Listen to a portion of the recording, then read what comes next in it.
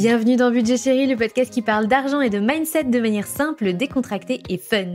Je suis Delphine Pinon, je suis coach, c'est-à-dire que j'aide mes clients à se créer la vie à laquelle ils aspirent en adoptant un nouvel état d'esprit vis-à-vis de l'argent, en levant leur résistance et en mettant en place une gestion budgétaire aux petits oignons.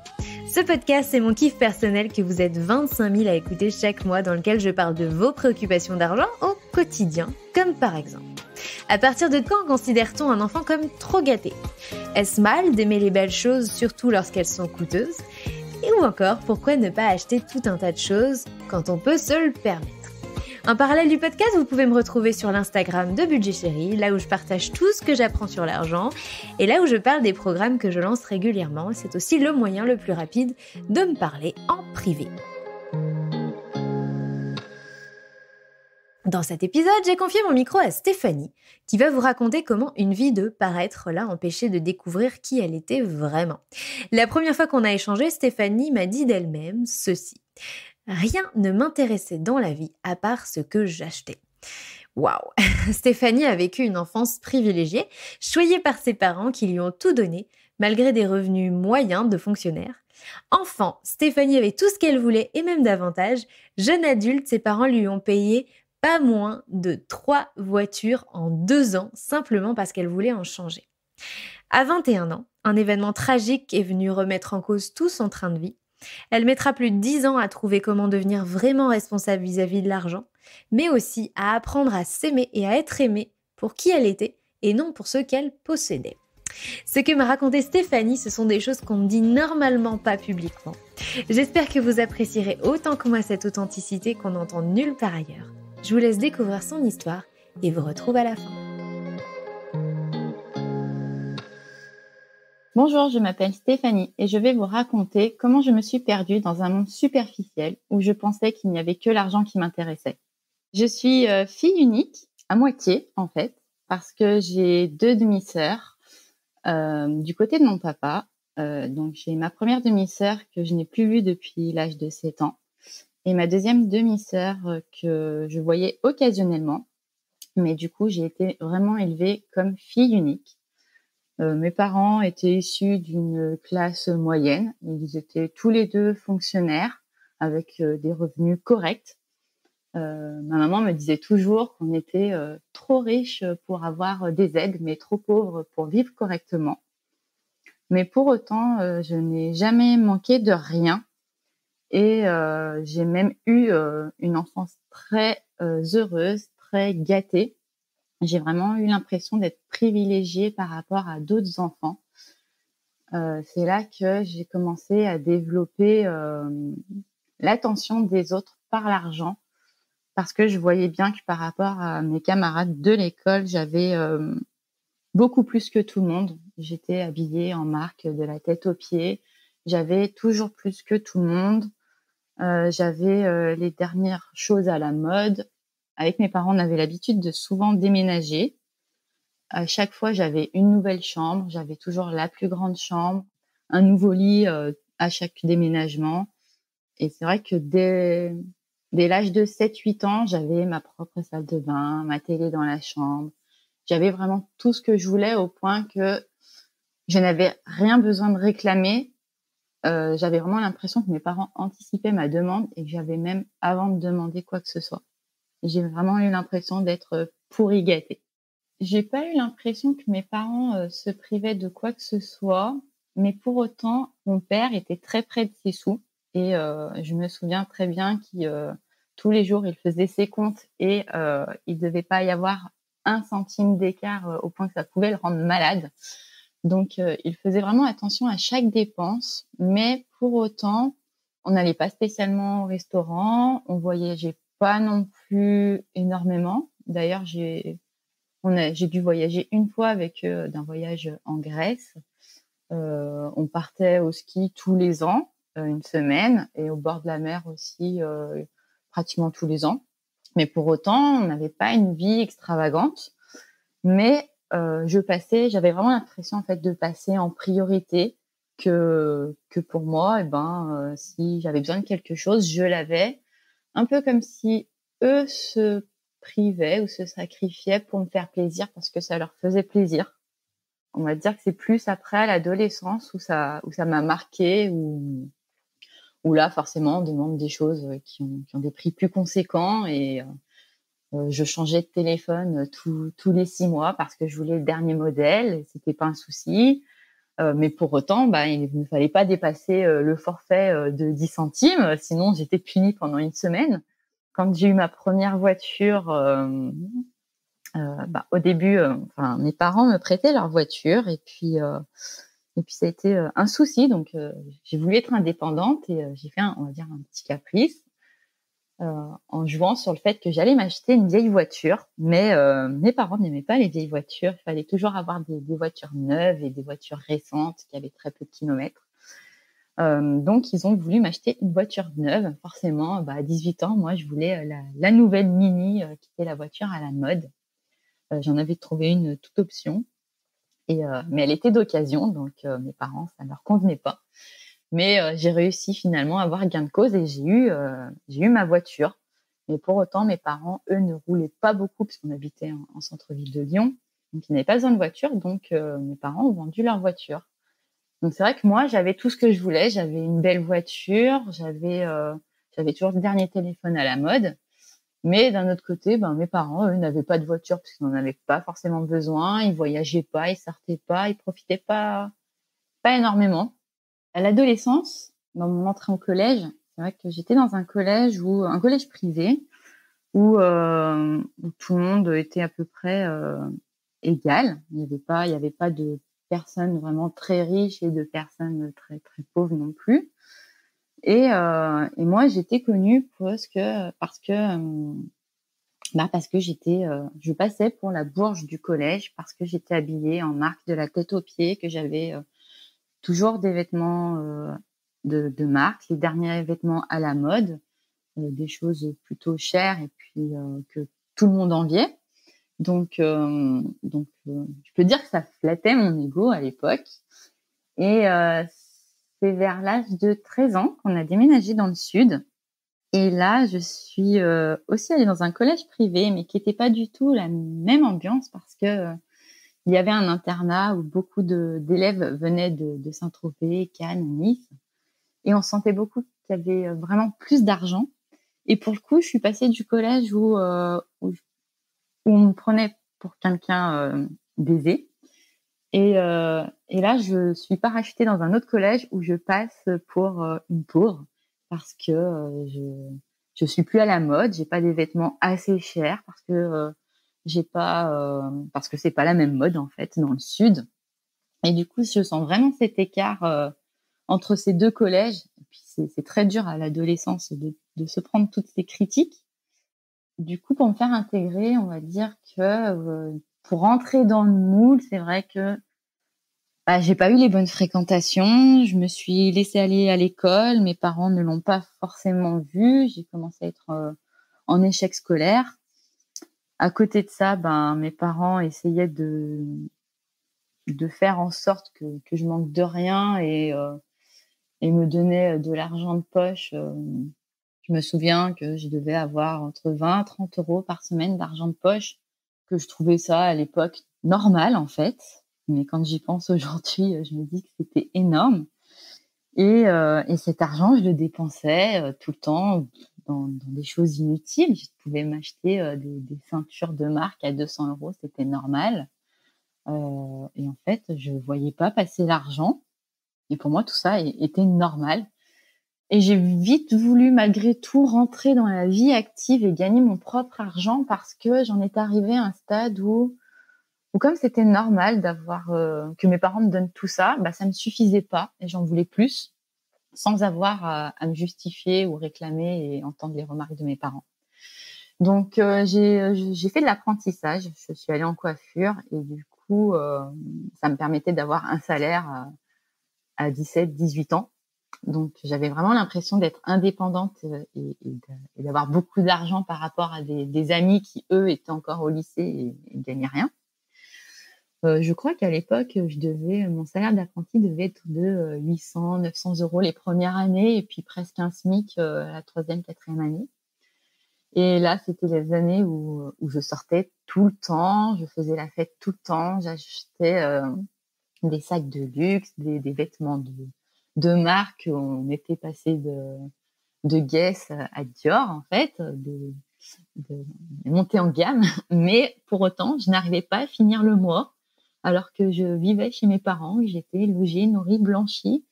Mes parents m'avaient acheté ma voiture, me payaient mon abonnement de parking en centre-ville de Lyon, me payaient mon assurance, et il me restait rien à la fin du mois. Et malgré ça, j'arrivais encore à demander à mes parents de l'argent, parce qu'il fallait encore mettre de l'essence dans la voiture, parce que je voulais m'acheter la dernière veste à la mode. Et je voyais pas le problème, en fait. Pour moi, c'était normal à cette époque-là. Mais c'est vrai que quand j'y pense maintenant, je me mettrais des claques. J'hallucine, j'aurais pu largement économiser la moitié de mon salaire si j'avais eu plus de notion de l'argent à ce moment-là.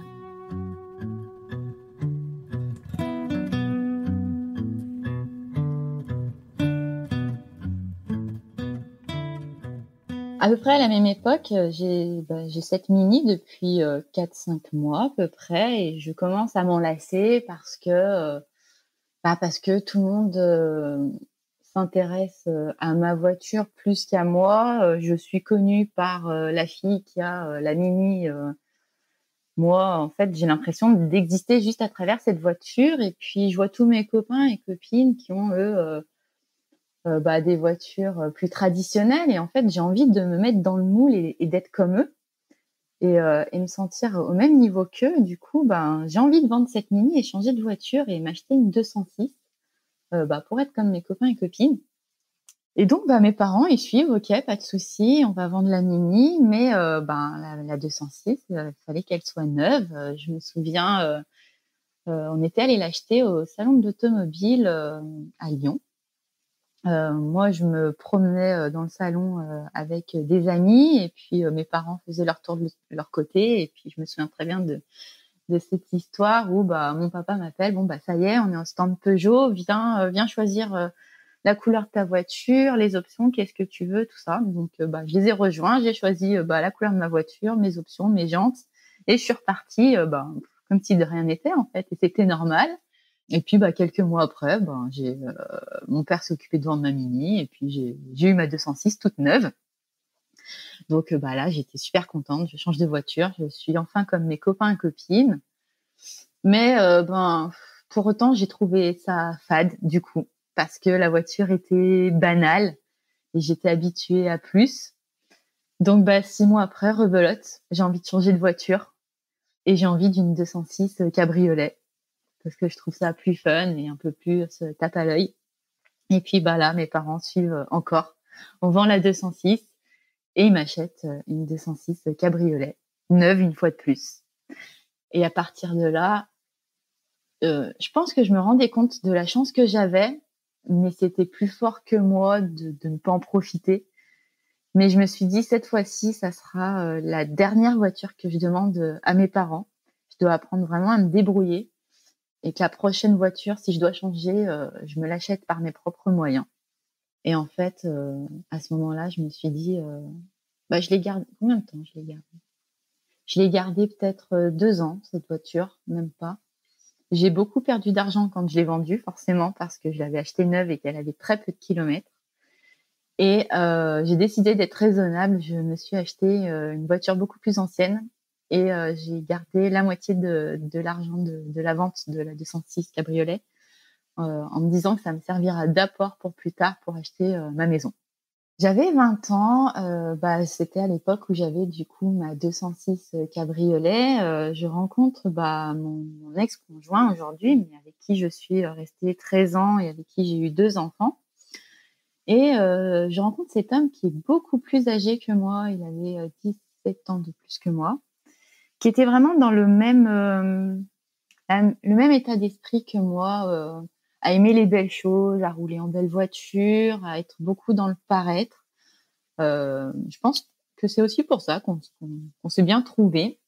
Mais pour autant, je l'ai connu, il était beaucoup plus irresponsable que moi financièrement. Donc ça a été un peu compliqué. J'ai senti que je me suis dit qu'il fallait pas qu'on finisse sous un pont tous les deux, et il y en avait un des deux qui devait se responsabiliser. Mais pour autant, c'était très, très dur de devoir faire des concessions parce que jusqu'à maintenant, j'ai jamais eu à faire de concessions de ma vie. J'avais eu pour habitude d'avoir tout ce que je voulais quand je voulais, presque en claquant des doigts. Jusqu'au jour où mon papa décède. J'avais à peine 21 ans et, et là, c'est la grande claque parce que perdre un de ses parents si jeune, on n'est jamais préparé.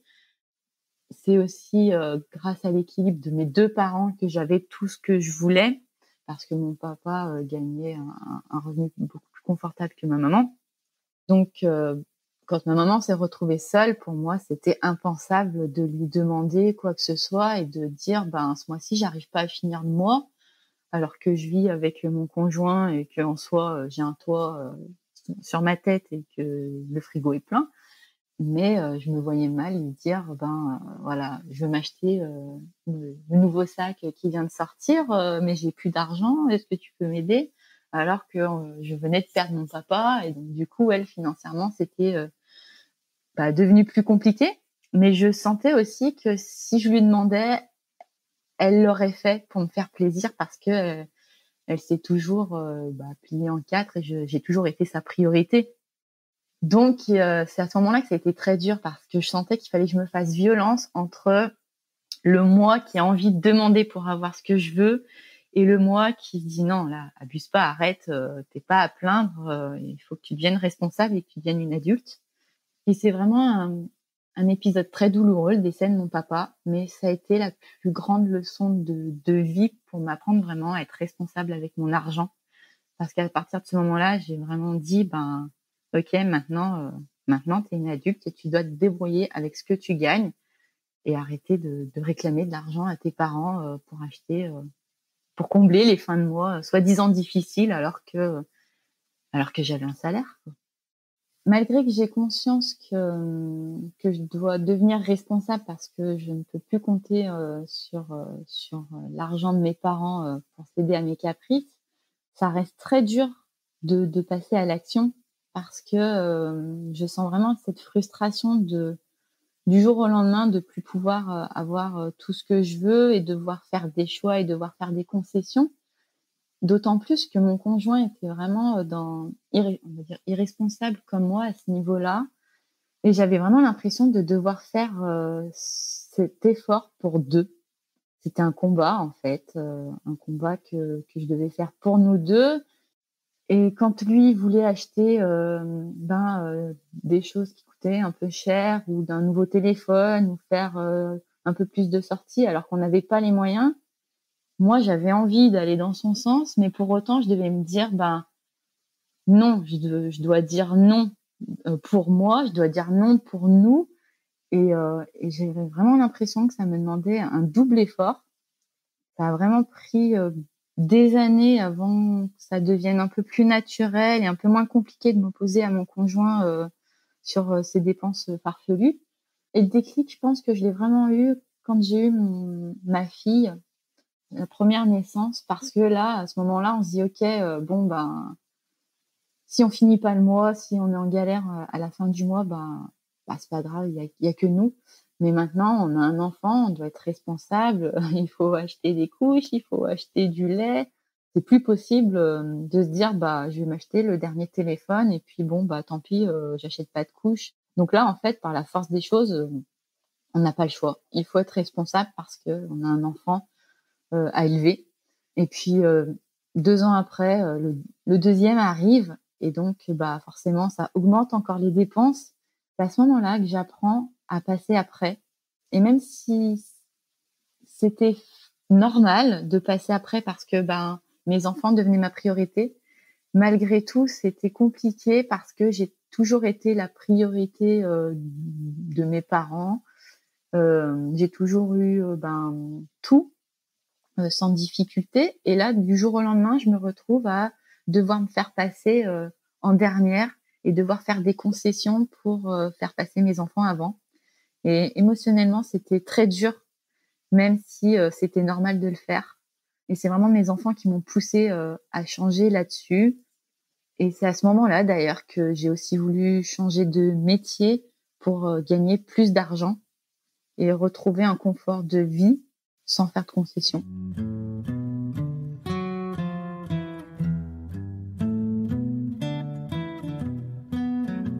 Donc on vit comme ça pendant 13 ans en couple. Les enfants grandissent, notre situation se stabilise, les revenus augmentent des 2 côtés. On peut dire qu'on vit confortablement, on n'est pas à plaindre, on ne se prive pas.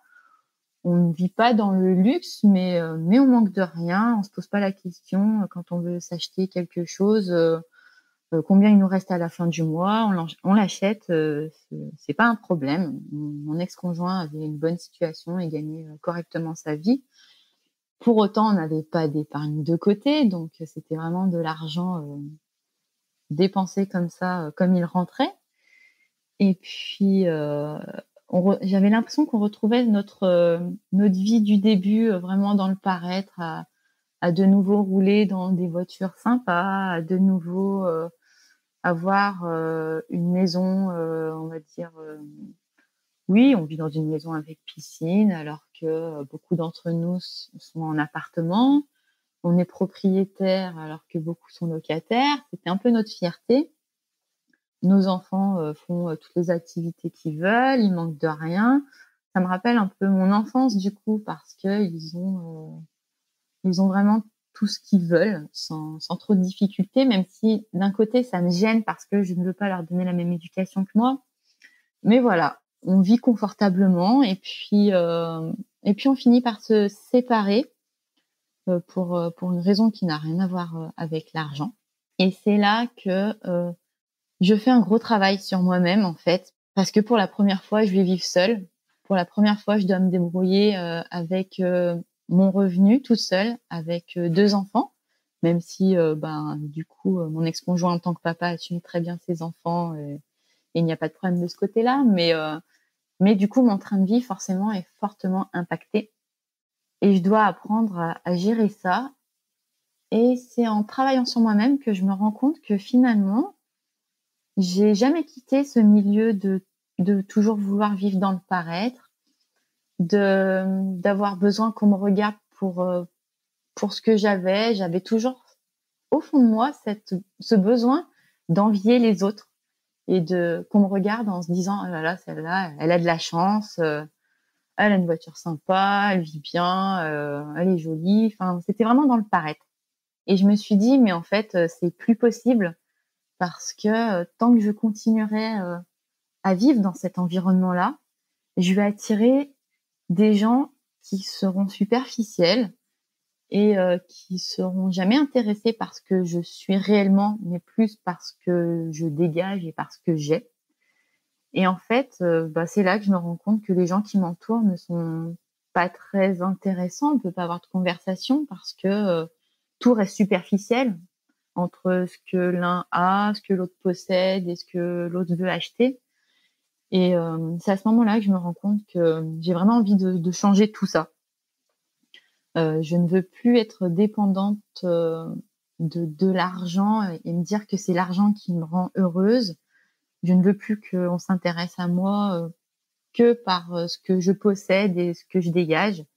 J'ai vraiment envie d'être entourée de gens avec qui je peux avoir des conversations plus enrichissantes, des gens qui vont s'intéresser à moi parce que je suis intéressante par autre chose que ma voiture.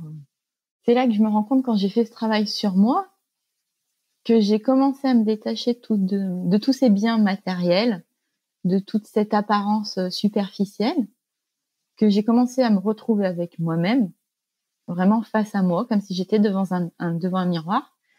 Et en fait, je me rends compte que je ne sais pas qui je suis, en fait. Qu'est-ce que j'ai d'autre à offrir que ce que je peux montrer? Comment on peut s'intéresser à moi autrement que par ce que je possède? Alors que toute ma vie a tourné autour de ce que je possédais, de ce que j'avais.